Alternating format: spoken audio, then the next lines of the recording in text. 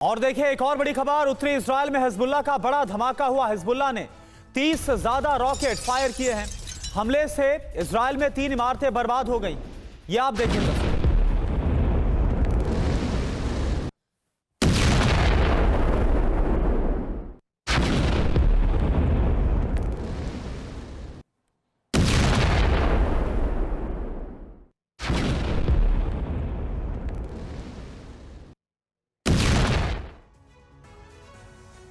Lebanon में Israel की रणनीति का अंदाजा वायुसेना के ताबड़तोड़ प्रहार से होने लगा है। इजराइल ने हिजबुल्लाह लड़ाकों को इजरायली सीमा से दूर करने के लिए ग्राउंड ऑपरेशन शुरू कर दिया था, लेकिन इसके बाद भी लेबनान की राजधानी समेत कई इलाकों में जबरदस्त बमबारी की जा रही है। एक दिन में ही 100 से ज्यादा ठिकानों पर हमले हो रहे हैं।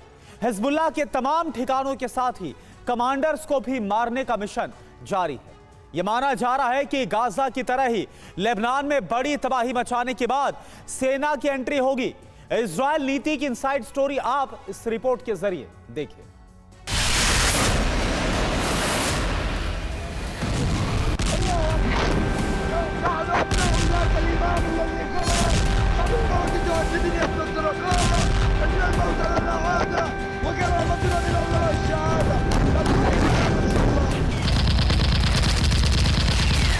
हमास से ज्यादा ताकतवर संगठन, गाजा से अधिक मुश्किल हालात।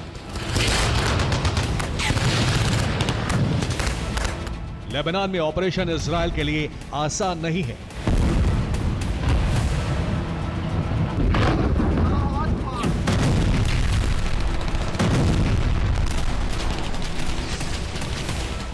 जमीन ऐसी है कि सैनिकों के लिए कदम कदम पर खतरा है। हिजबुल्लाह के हथियार ऐसे हैं कि इजरायली सैनिकों के लिए बच निकलना मुश्किल है।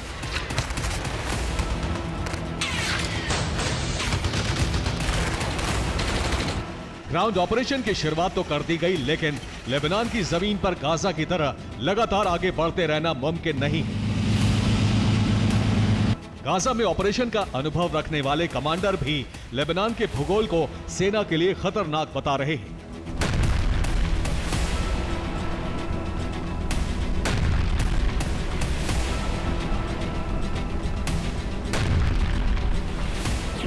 लेबनान गाजा की तरह समतल जमीन नहीं है। लेबनान में पहाड़ों के बीच सुरंग बनाई गई है। हिजबुल्लाह की सुरंग हमास से अधिक आधुनिक है। सुरंग में हथियारों का बहुत बड़ा जखीरा मौजूद है।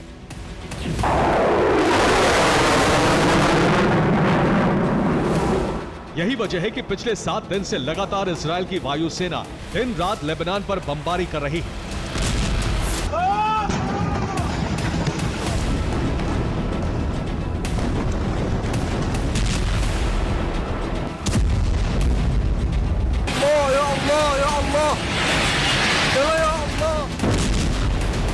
जमीन पर मौजूद इजरायली फौज वायुसेना की मदद के बिना एक कदम भी आगे नहीं बढ़ा रही है।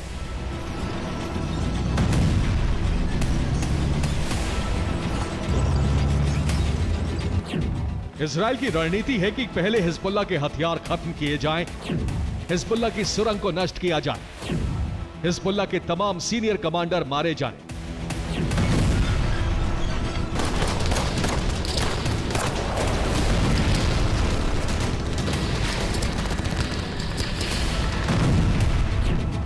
इजरायल के सैनिकों के लिए सबसे बड़ी मुश्किल हिजबुल्लाह का सीक्रेट टनल नेटवर्क है। जंगल और पहाड़ों के बीच ऑपरेशन करना बेहद मुश्किल है, क्योंकि हिजबुल्लाह के लड़ाके अचानक इजरायली सेना पर हमले कर रहे हैं।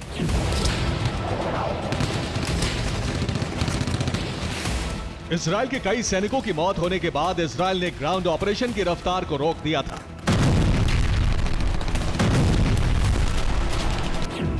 अब एक एक दिन में 25-50 फाइटर जेट से बमबारी हो रही है। हर दिन 100 से अधिक ठिकानों पर हमला किया जा रहा है। हिजबुल्लाह के गढ़ वाले इलाकों को पूरी तरह से तबाह कर दिया गया है। यारून इलाके को इजरायली वायुसेना ने पूरी तरह तबाह कर दिया है। इस इलाके में अब एक भी इमारत सलामत नहीं है। लगता है यहां महीनों से जंग हो रही थी, लेकिन यारून का यह हाल सिर्फ 7 दिनों में हुआ है।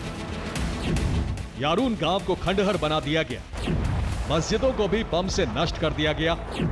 यारून गांव हिजबुल्लाह का गढ़ माना जाता है।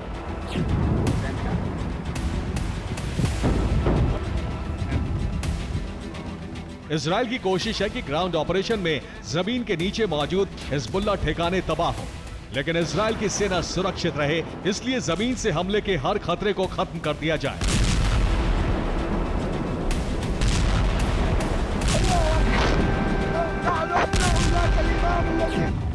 हिजबुल्लाह के लड़ाकों के पास कई ऐसे हथियार हैं जिससे वो काफी दूर से ही इजरायली सैनिकों की पूरी टुकड़ी को खत्म कर सकते हैं। हिजबुल्लाह के लड़ाके इजरायली टैंक को भी नष्ट कर सकते हैं, इसलिए पहले जमीन के ऊपर मौजूद ठिकाने और हथियार गोदामों पर बमबारी की जा रही है।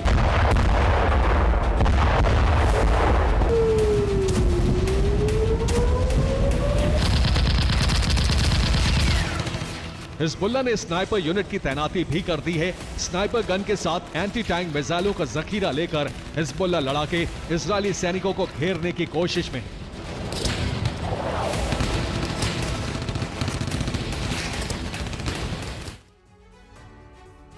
ग्राउंड ऑपरेशन में कई अड़चने हैं। रिपोर्ट के मुताबिक हिजबुल्लाह ने इजराइल के सैनिकों को मारने के लिए स्नाइपर ब्रिगेड को तैनात कर दिया है। हिजबुल्लाह के पास रूस की ड्रानुनोव स्नाइपर राइफल है। इस राइफल से 1300 मीटर दूर तक निशान लगाया जा सकता है। इसके अलावा रूस से हिजबुल्लाह को RCST 5000 स्नाइपर गन भी मिली है। इस गन से 1800 मीटर दूर तक सटीक निशाना लगाया जा सकता है। ग्राउंड ऑपरेशन को नाकाम करने के लिए हिजबुल्लाह लड़ाके एंटी टैंक मिसाइलें लेकर तैनात है। हिजबुल्लाह के पास ईरान की सैग्रेड 2 मिसाइल भी है।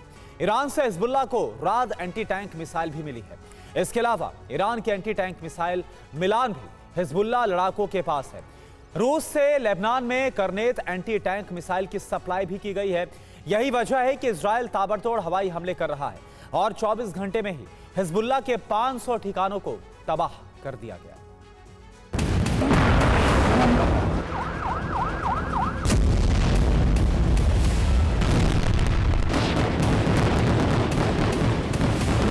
ताबड़तोड़ हमलों के बीच हिजबुल्लाह के सीनियर लीडर्स को निशाना बनाने का अभियान भी जारी है। बेरूत में हमले के दौरान हिजबुल्लाह का एक और कमांडर मारा गया है। दावे के मुताबिक हिजबुल्लाह कमांडर अहमद मुस्तफा अल हज अली मारा गया है। यह हिजबुल्लाह के हुला फ्रंट का कमांडर था। अहमद मुस्तफा इजराइल पर हमले की कमान संभाल रहा था।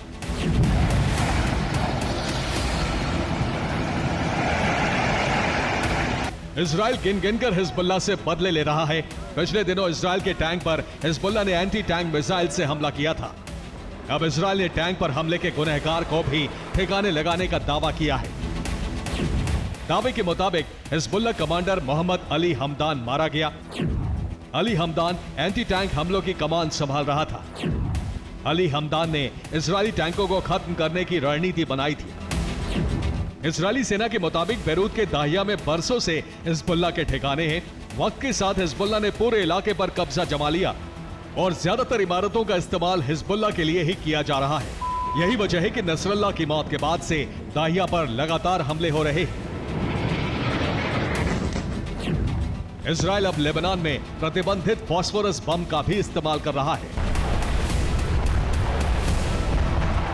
यह फास्फोरस बम का धमाका था जिसके बाद आसमान से इंसान के जिस्म को भेद देने वाले आग के गोले गिरने लगे। इस बम को बनाने के लिए सफेद फास्फोरस का इस्तेमाल होता है जो कि एक मोम जैसा केमिकल है। बम बनाने के लिए फास्फोरस में रबर मिलाया जाता है। ऑक्सीजन के संपर्क में आते ही यह केमिकल जलने लगता है। ये बेहद खतरनाक बम है क्योंकि हवा के साथ मिलकर ये 800 डिग्री का तापमान पैदा करता है। सफेद फास्फोरस बहुत ज्यादा जहरीला होता है, इसलिए ये इंसान को बीमार भी कर देता है। हवा में जलने के बाद ये एक बड़े इलाके में मौजूद इंसान और पेड़ पौधों समेत तमाम चीजों को जला देता है।